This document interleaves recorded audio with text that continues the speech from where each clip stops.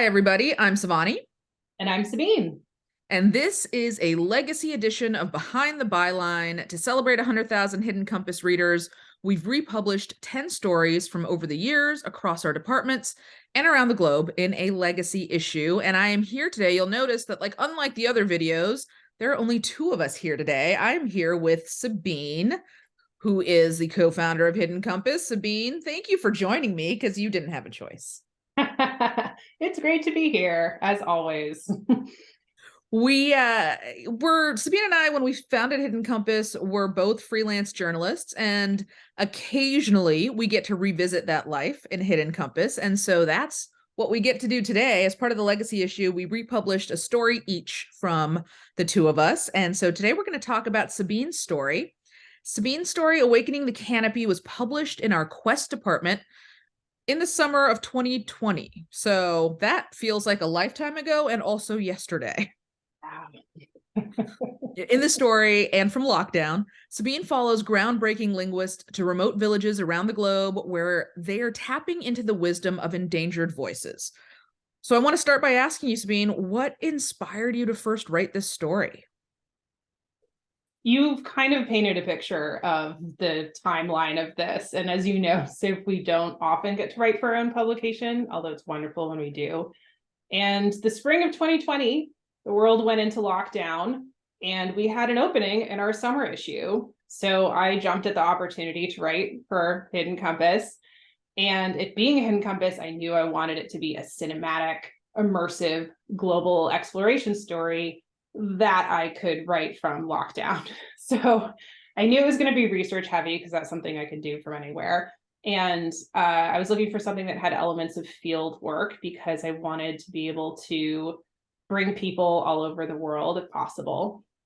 And I had always been interested in global language loss. I think I first heard about it probably back when I was studying biodiversity loss at Stanford, but I didn't have the opportunity to really explore it much. And I was like, okay, the world is locked down. I'm writing a story. I can jump into the research. And I wanted to start by getting a grasp of the state of endangered languages around the globe, and stumbled upon the UNESCO Atlas of Languages in Danger of Disappearing, which is extraordinary. It has thousands of languages documented all over the world in very, very remote places. And I had so many questions, not just about the state of these endangered languages, but how on earth this atlas came to be. And so I reached out to the editor, Christopher Mosley, and the rest is history. And it's quite fascinating history. I mean, it's a great story that takes us all around the world. It takes us through time, and it shows us just kind of what badasses linguists can be. And so I want to ask, it was hard for us to pick the 10 stories that went into the legacy issue. And we had our reasons for choosing the stories we did. So why do you think it's important to spotlight this particular story?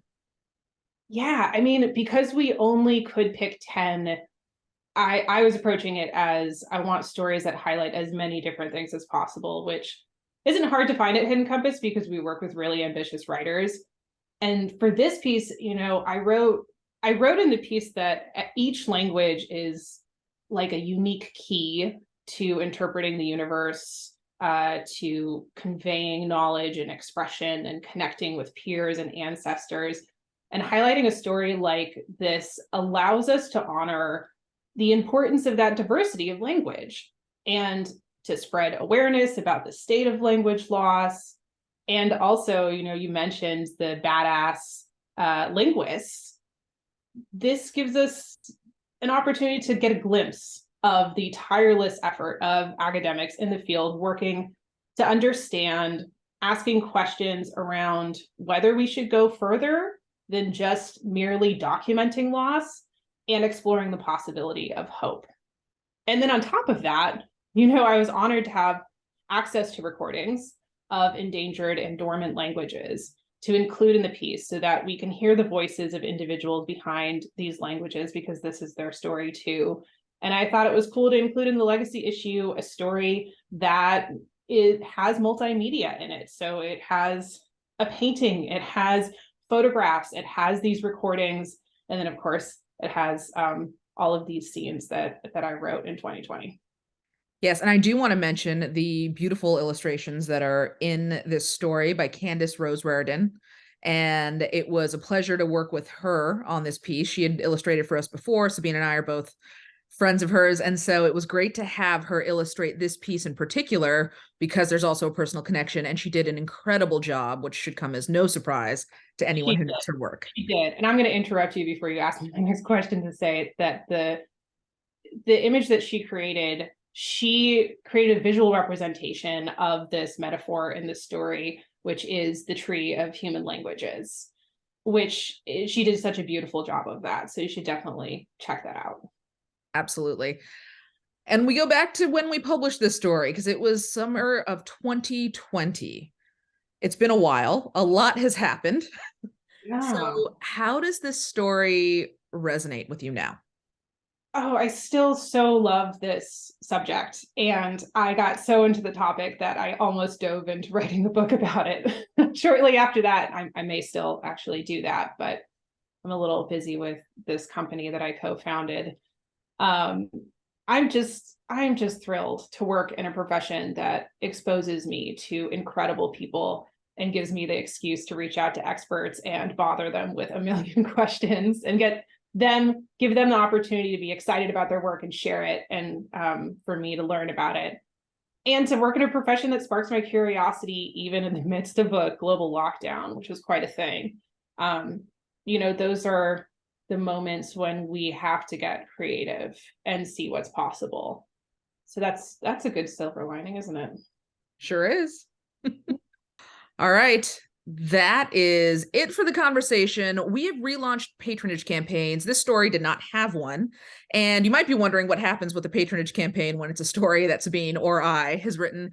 100% of the proceeds from the campaign with Awakening the Canopy will go to support the work of Hidden Compass. So if you have read this story, if you haven't read this story, check it out, contribute to the campaign, help us keep doing the work that we're doing. And we look forward to seeing y'all next time. And thank you, of course, for helping us reach this incredible milestone that is still a little surreal for both of us. I couldn't have said it better. Thank you, everyone. We'll see y'all next time.